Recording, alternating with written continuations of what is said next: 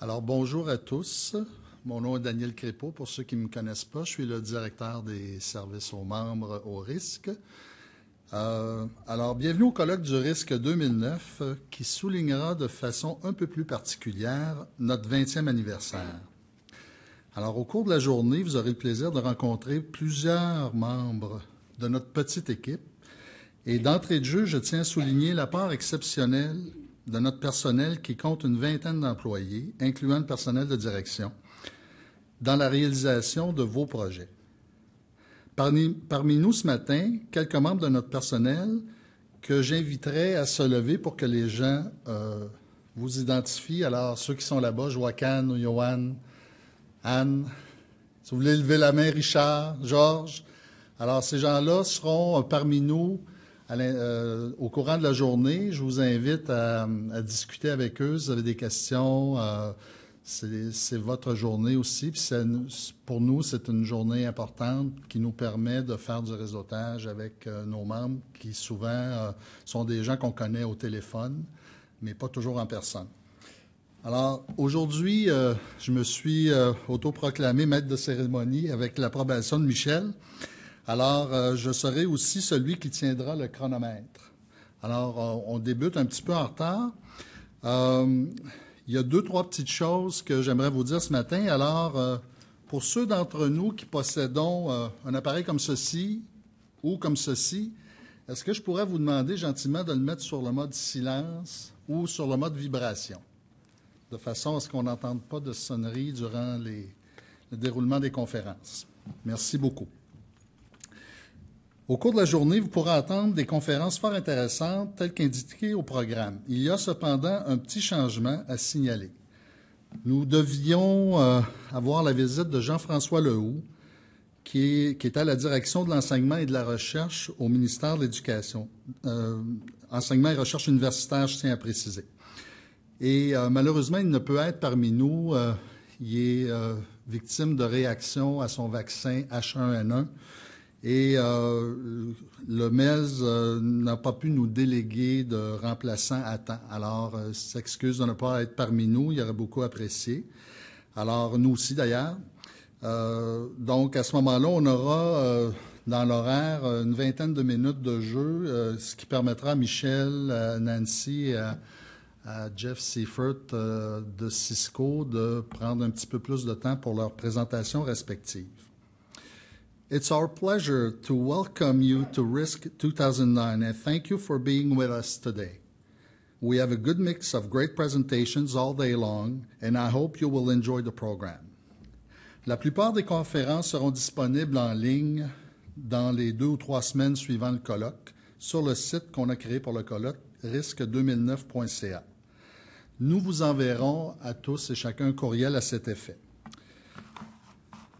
J'ai quelques indications à vous donner aussi au niveau des questions. Si vous avez des questions suivant les présentations, on préférait avoir un format où on répondrait aux questions suivant les présentations de nos conférenciers. Il y a 2 micros à cet effet, un à ma gauche ici à votre droite et l'autre de l'autre côté, juste à l'avant, un petit peu près du projecteur. Et nous avons des gens à la régie en arrière aussi qui vont s'occuper des conférenciers. Lorsque vous avez une conférence à prononcer, c'est important, on peut vous donner un micro cravate. Alors, à ce moment-là, ça prend environ 1 minute pour l'installer. Si vous voulez vous diriger à la table en arrière 1 ou 2 minutes avant votre présentation, ce sera fort apprécié.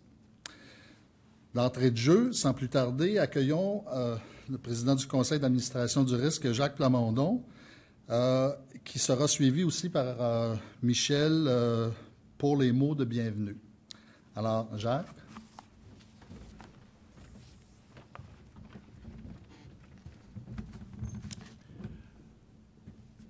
Mesdames et messieurs les invités et chers collègues, tout d'abord vous dire que c'est un grand honneur et un immense plaisir pour moi de vous accueillir au colloque 2009 du risque, qui marque, vous le savez, le 20e anniversaire de fondation de notre corporation.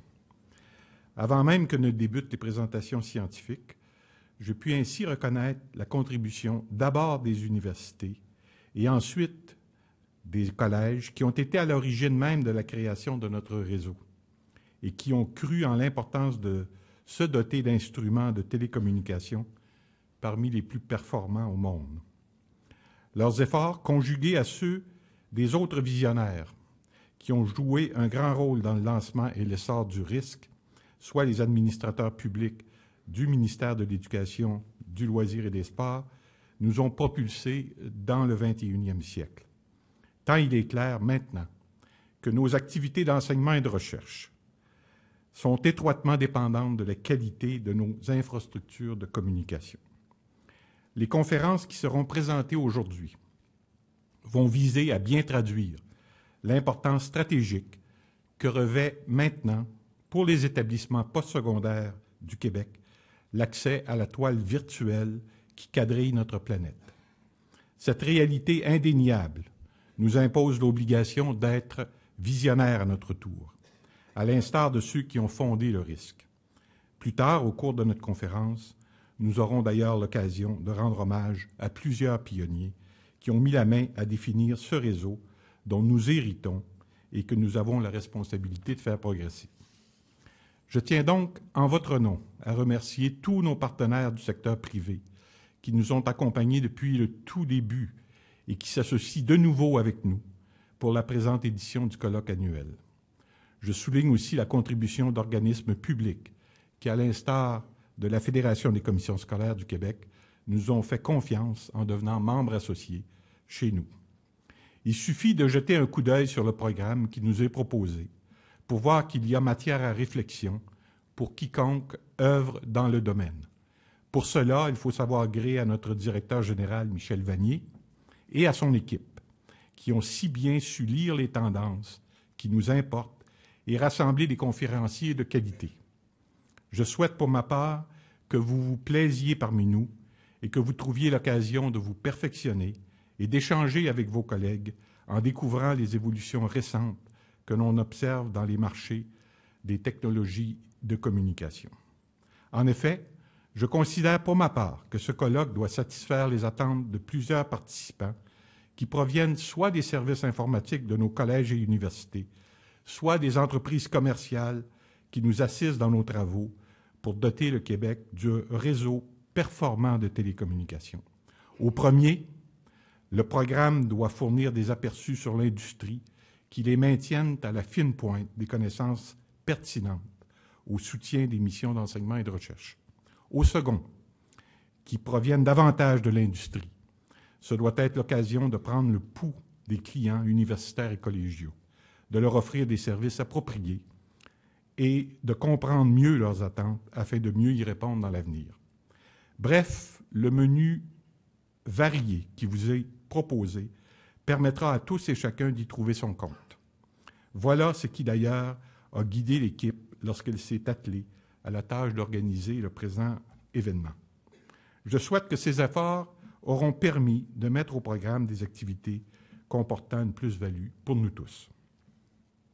Au cours de l'année, notre directeur général, assisté de son équipe, a préparé et soumis au conseil d'administration un nouveau plan d'affaires qu'il nous présentera aujourd'hui.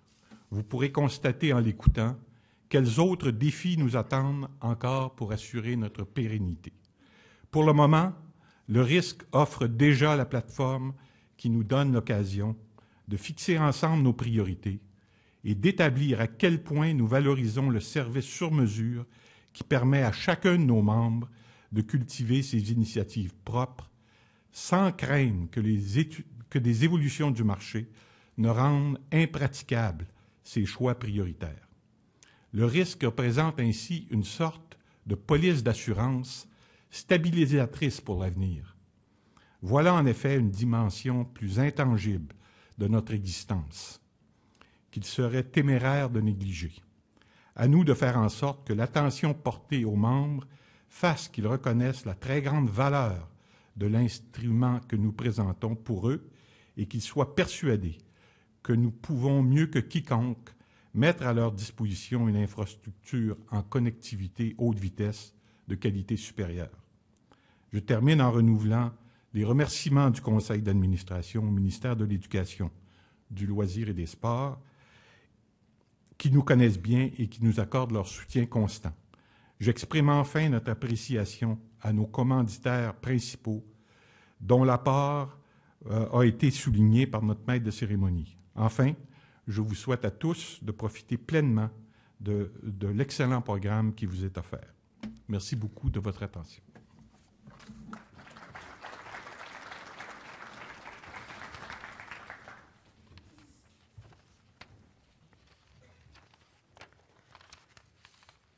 Alors, merci Jacques. Chers amis, je vous souhaite la plus cordiale bienvenue au colloque Risque 2009 en mon nom et au nom de tout le personnel du risque. Cette année marque le 20e anniversaire de la création du risque et il convient de souligner l'événement. Reportons-nous dans le temps. Dans les années qui ont précédé la création du risque, soit avant 1989, il y avait un groupe informel appelé le RDIUC, ou Regroupement des directeurs informatiques des universités du Québec. Il y avait aussi le Centre de recherche informatique de Montréal, le CRIM, mis sur pied quelques années plus tôt par ces mêmes universités. Et c'est d'ailleurs au sein du CRIM qu'ont commencé les activités du risque. Ce sont principalement ces personnes et leurs proches collaborateurs qui ont vu l'opportunité de mettre en commun leurs ressources pour doter le Québec d'un réseau avancé de télécommunications à des fins de recherche et d'éducation.